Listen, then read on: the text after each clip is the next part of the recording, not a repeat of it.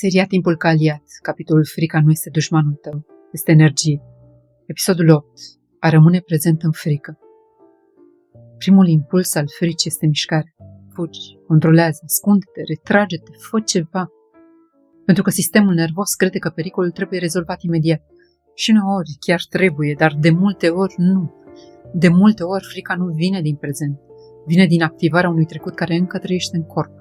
Iar atunci problema nu este situația. Problema este că organismul reacționează ca și cum ai fi în pericol acum. Aici apare una dintre cele mai importante capacități umane.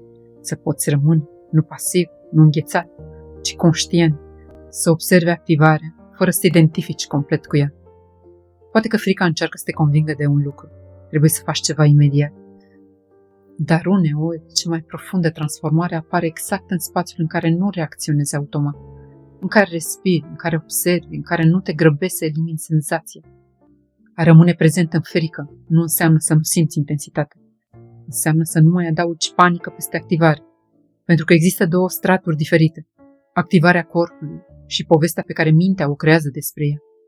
Corpul poate fi activat, dar mintea spune, nu ar trebui să simt asta. Ceva este în neregulă, nu pot gestiona, trebuie să scap. Și atunci activarea crește, nu din cauza fricii inițiale, ci din cauza luptei cu ea. Aici reglarea devine esențială, nu ca tehnică rece, ci ca relație nouă cu propriul corp. Respirația încetinită, postura relaxată, privirea care nu mai caută obsesiv pericolul. Semnale subtile care spun sistemului nervos, poți rămâne, nu trebuie să fugi. Și poate cea mai importantă parte este aceasta. Prezența nu elimină instant frică, dar schimbă relația cu ea. Frica nu mai devine stăpânul experienței, devine doar o stare care trece prin timp, ca un val, uneori puternic, alteori subtil, dar temporar.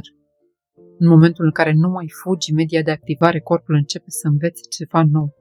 Pot simți asta și totuși sunt în siguranță. Aici începe recalibrarea profundă, nu prin forță, prin experiență directă, prin repetarea unui adevăr nou în corp. Și poate că maturitatea emoțională nu înseamnă să ajungi într-un punct în care nimic nu te mai activează. Poate înseamnă doar să poți rămâne cu tine și atunci când se întâmplă.